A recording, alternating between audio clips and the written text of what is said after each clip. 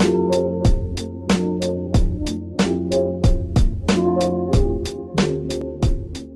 je m'appelle Yamina.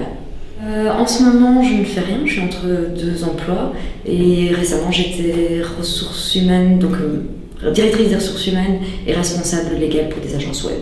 Il faut savoir que comme je travaille dans le secteur du web, en fait j'ai toujours affaire à des startups, donc de toute façon, ou comme responsable des ressources humaines, ou comme responsable des aspects juridiques pour une start-up, il est important pour moi que je sache de toute façon, en dehors de toute envie de créer moi-même une agence, c'est de savoir quelles sont les réalités de mon employeur ou de mon client si je deviens indépendante.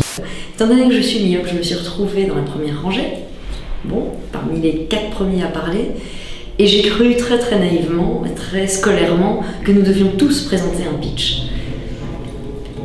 Donc j'étais là, je dis ok, c'est mon tour, je me lève, je présente quelque chose qui a du sens quand même, qui fait partie de demandes que j'ai déjà eues en fait, de la part de certains chefs d'entreprise dans le secteur, qui était d'avoir un projet de RH à domicile, mais qui ne savent pas se payer. S'ils ont 6, 10, 15 employés, ils ne peuvent pas avoir quelqu'un à plein temps ou même à mi-temps. Et c'était un peu à la carte, dire j'ai besoin de toi 3 heures, Yamina.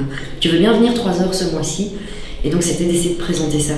Nouvelle technologie, mais pour des questions différentes.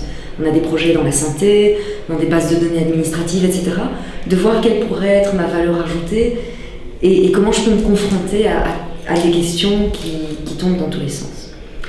Et finalement, je me rends compte que c'est ça mon vrai projet aussi.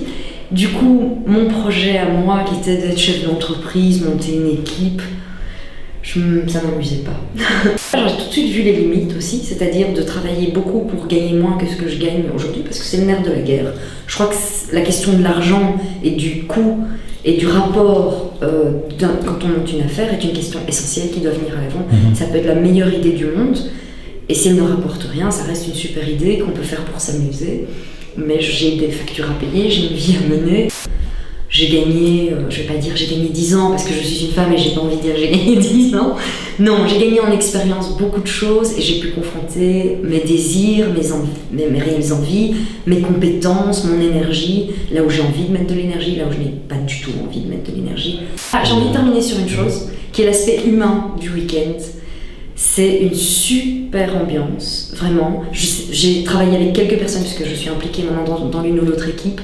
Et c'est juste génial et très excitant. Et les gens c'est super. Ils donnent tout pour pas un bal à la fin, finalement, parce qu'on est dans un week-end où on monte pas vraiment une affaire. Peut-être que oui, peut-être que non.